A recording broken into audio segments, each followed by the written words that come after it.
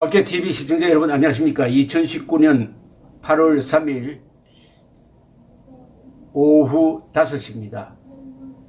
한국의 자유진영에서 가장 활동적인 분이 한 분 계십니다. 자유민주연구원의 유동열 박사인데, 이분은 글과 말이 생산량이 매우 많은 분입니다. 오늘 저한테 휴대전화로 메시지를 하나 보냈습니다. 유동열의 나라 생각, 아주 중요한 지적을 했습니다. 제가 하나 소개를 드리겠습니다. 앞으로 우리 자유민주진영에서는 논의를 전개할 때 대한민국과 문재인 정권을 분리해야 할 것이다. 물론 헌법적 절차에 의거 대한민국을 대표하는 문재인 정권이지만 작금의 사태는 헌법적 가치에 반하는 정책을 펼치는 문재인 정권을 대한민국과 동일시해서는 안 되기 때문이다. 최근 한일 갈등도 남북관계, 경제정책 등도 정상적인 대한민국의 가치와 모습이 아니기 때문이다. 국제사회에서 대한민국이 망신스러운 것이 아니라 문재인 정권이 망신스러운 짓을 하는 것이다. 이제부터 대한민국 외교부나 국방부가 아니라 문재인 정부의 외교부, 문재인 정부의 국방부로 호칭하여 차별화해야 한다. 저는 북한을 김정은 정권과 북한 주민으로 분리했었습니다. 반드시 북한 정권 이렇게 했습니다. 왜냐하면 북한 정권은 우리의 적이고 북한 주민은 대한민국 국적자입니다.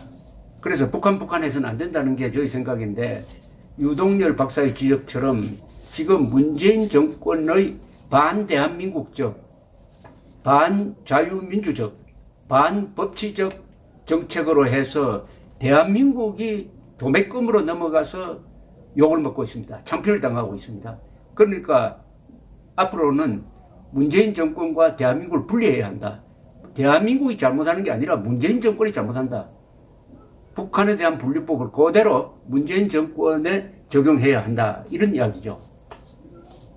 이렇게 하면은 문재인 정권이 망하더라도 대한민국은 망하지 않을 수가 있습니다. 그렇게 하지 않으면은 문재인 정권과 대한민국이 열차처럼 서로 연결돼 가지고 같이 탈선을 하든지 같이 절벽 아래로 떨어질 수가 있다.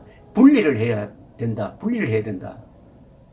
이걸 염두에 두면서, 그러면은 어제 문재인 대통령이 일본에 2번은 지지 않는다라고, 다시는 지지 않는다라고 한 이 발언에 대해서 대한민국 언론은 다 비장한 결의를 밝힌 것처럼 소개를 했는데, 그 대상인 일본에서는 어떻게 생각하느냐 하는 것을 한번 소개를 해드리겠습니다.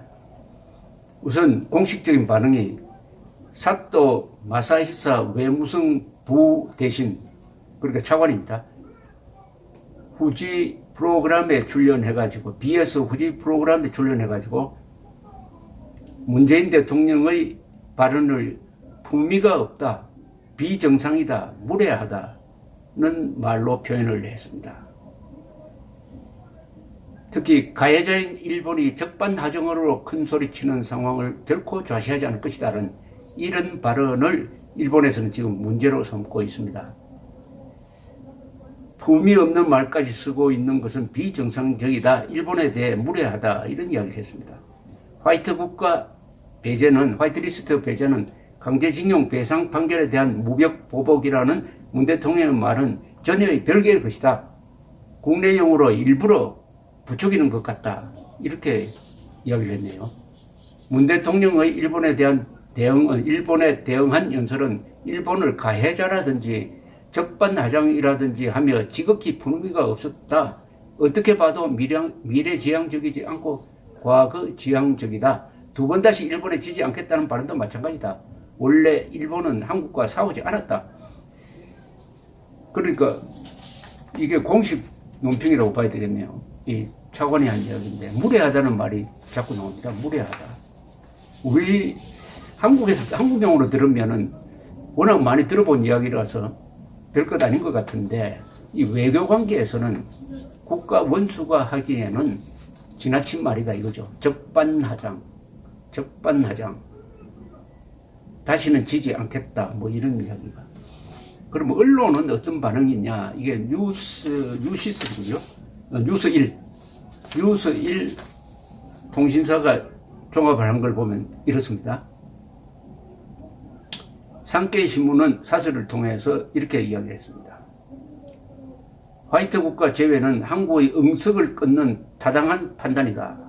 한국은 군사 전용 우려가 있는 물자 관리 체제에 미비점이 있는 데다 그 개선을 위한 신뢰할 수 있는 행동도 보이지 않았다. 더 이상 일본에 대한 한국의 의리광은 용납될 수 없다. 의리광이라고 했습니다. 이것도 한국의 의리광이라고 했어요. 문재인 정권의 의리광이라고 해야죠. 한국 사람들이 지금 도매금으로 욕을 먹고 있습니다. 이 신문은 한국이 미국의 중재를 기대하고 있다는 점을 거론하면서 화이트 국가 배제와 관련하여 조치 여부를 한국과 논의할 필요도 없고 미국의 중재를 받을 이야기도 아니다. 일본은 숙연하게 필요한 대응을 취하면 된다. 이렇게 이야기했습니다. 보수 성향의 요미우리 신문은 한국은 왜 현실을 마주하지 않는가? 라는 제목의 사설에서 이렇게 주장을 했습니다. 가해자인 일본이 적반하장으로 오히려 큰 소리를 치고 있는 상황을 좌시하지 않겠다는 문 대통령의 발언과 관련하여 국민의 반일 감정을 부추겨 구심력을 제고하겠다는 의도가 엿보인다. 현실을 직시하지 않는 문재인 정권의 자세가 가장 큰 문제다. 일본을 비난한 것만으로 사태가 개선되지 않는다. 한국이 화이트 국가 재지정을 원한다면 자국 수출 관리를 바르게 하는 게 우선이다. 한국 여당의 정책연구기관이 7월 30일 대일 강경 자세가 내년 총선에 플러스로 작용할 것이라는 내부 보고서를 발표했다. 유권자의 반일 감정이 지속되면 정권의 대일 외교 실패를 추궁해온 보수 야당이 목소리를 내기 어려워질 것이라는 계산이 깔린 듯하다. 이렇게 분석을 했습니다. 아사히 신문은 흔히 진보 성향이라고 알려져 있는데 양비론을 폈습니다. 대립하는 한일 교류 행보도 끊을 것인가 라는 제목의 사설에서 양국 간 밀접하게 얽힌 산업의 발목을 잡고 시민들의 교류마저 끊기는 위기를 어떻게 극복할 것인가. 양국 정치 지도자는 보복이 아니라 보건책을 서둘러야 한다. 어제의 결정이 실시되는 것은 이달 말부터다. 양국 관계에 결정적인 상처를 남길 우려가 있는 일련의 수출 관리를 시행 전에 재검토해서 철회해야 한다라고 주장을 했습니다. 다만 한국 정부에 대해서도 문 대통령은 사태가 이렇게까지 꼬인 현실과 자신의 책임을 직시해야 한다. 상황 악화의 책임이 일본 정부에 있다고 말하지만 그것은 일방적인 책임 전가다 라고 지적했습니다. 경제지인 이혼 계좌의 신문은 한일은 마찰 대상을 넓히지 말라라는 사설을 썼습니다. 양국 정치인들의 운동이 상대국의 여론을 자극하고 있다. 감정적 대응은 자제해야 한다. 안보 협력이나 민간 교류를 구원하는 것은 정치의 몫이다 라고 이야기했습니다. 이혼 계좌의 신문은 이어서 정부 간 갈등이 장기화되면 일반 시민들까지 영향을 피할 수 없다. 미국이 중재에 나섰지만 한일 양국 정부는 스스로 대화로 풀어야 한다라고 이야기를 했습니다. 이런 비판은 과거에 예가 없습니다. 문재인 정권에 대해서는 이제 일본에서는 아무런 거리낌 없이 비판을 하기 시작을 했습니다. 이것을 감안을 해서 우리가 일본으로 발신을 할 때는 일본 사람들을 설득시킬 수 있는 이야기를 해야 됩니다. 우리끼리 모여가지고 일본 규탄하는 것은 아무 의미가 없습니다. 그러니까 일본 사람을 어떻게 설득하려고 하느냐 하면 일본 사람들의 문법이라든지 예절 감각이라든지 이런 걸 좀 연구할 필요가 있지 않느냐 하는 생각이 듭니다. 적을 알고 나를 알면은